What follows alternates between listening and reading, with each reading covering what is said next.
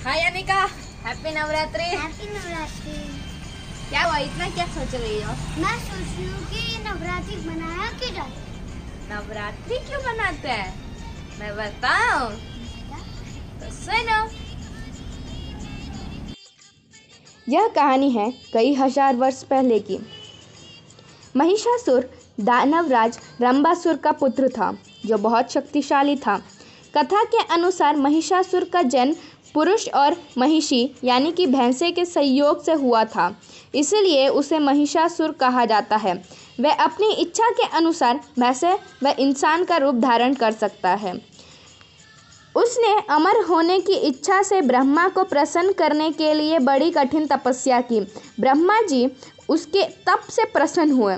उन्होंने उसे आशीर्वाद दिया और इच्छा अनुसार वरदान मांगने को कहा। महिषासुर ने उनसे अमर होने का वरदान मांगा। ब्रह्मा जी ने कहा, जन्मे हुए जीव का मरना तय होता है, तुम कुछ और वरदान मांगो। महिषासुर ने बहुत सोचा और फिर कहा, आप मुझे यह आशीर्वाद दे कि देवता, असुर, मानव या जानवर कोई भी मुझे ना मार सके। मेरी मृत्यु केवल स्त्री के हाथों ही होनी चाहिए। ब्रह्मा जी उन्हें यह वरदान दे देते हैं। वरदान पाकर लौटने के बाद महिषासुर सभी दैत्यों का राजा बन गया। उसने दैत्यों की विशाल सेना का गठन कर पाताल लोक और मृत्युलोक पर आक्रमण कर दिया और सभी को अपने अधीन कर लिया। फिर उसने देवताओं के इंद्रलोक पर आक्रमण किया। इस युद्ध में भगवान विष्णु और शिव ने भी देवताओं का साथ दिया, लेकिन महिषासुर के हाथों सभी को पराजय का सामना करना पड़ा और देवलोक पर भी महिषासुर का अधिकार हो गया। वह अब तीनों लोकों का अधिपति बन गया। जब सभी देव भगवान विष्णु के पास अपनी समस्या लेकर पहुँचे तो उन्होंने कहा कि आप भगवती महाशक्ति की आराधना करें।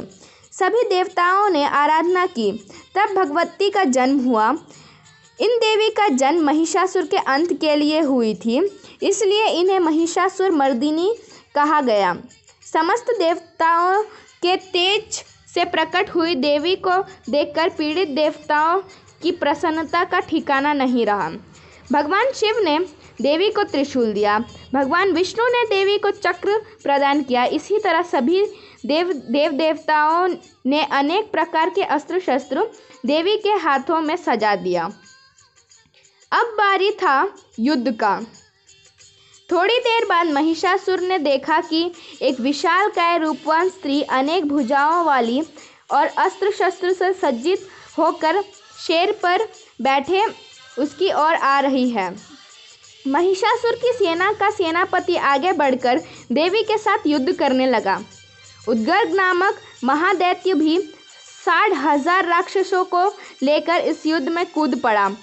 महानु नामक दैत्य 1 करोड़ सैनिकों के साथ, आशीलोक दैत्य 5 करोड़ और वात्स्कुल नामक राक्षस 60 लाख सैनिकों के साथ इस युद्ध में कूद पड़ा।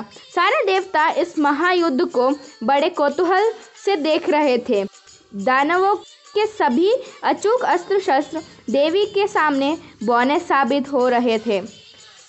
देवी ने तलवार से सैकड़ों असुरों को एक ही झटके में मौत की घाट उतार दिया। यह युद्ध पूरे 10 दिन तक चला और आखिर में सारे असुरों के साथ साथ महिषासुर का भी वध हो गया और महिषासुर का ऐसे ही अंत हो गया। अनिका, आप समझ आया नवरात्रि क्यों बनाते हैं? क्या समझ आया, बोलो। स्टोरी आपने अभी देख लिया, समझाइए ना। और इससे हमें क्या सीख मिलती है? हमें ये सीख मिलती है कि अंत में हमेशा बुराई की हार होती है और अच्छाई की जीत होती है। ठीक है, तो अब से हमेशा अच्छाई के साइड में रहना।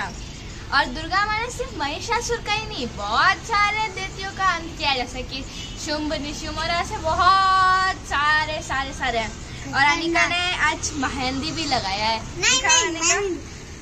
ये नहीं दिखा रही, पता नहीं क्यों नहीं दिखा रही है। और आपको क्या स्टोरी समझ आ गया? मैं आपको नवरात्रि का व्लॉग में दिखाऊंगी। हाँ, आप वो वाला भी जाके देख लेना, वो भी आ जाएगा थोड़े दिनों में। और आपको स्टोरी समझ आ गई तो किस चीज का वेट कर रहे हैं? जाके जल्दी से लाइक कीजिए, शेयर कीजिए, सब्सक्राइब कीजिए। तब तक के लिए बाय बाय एंड हैप्पी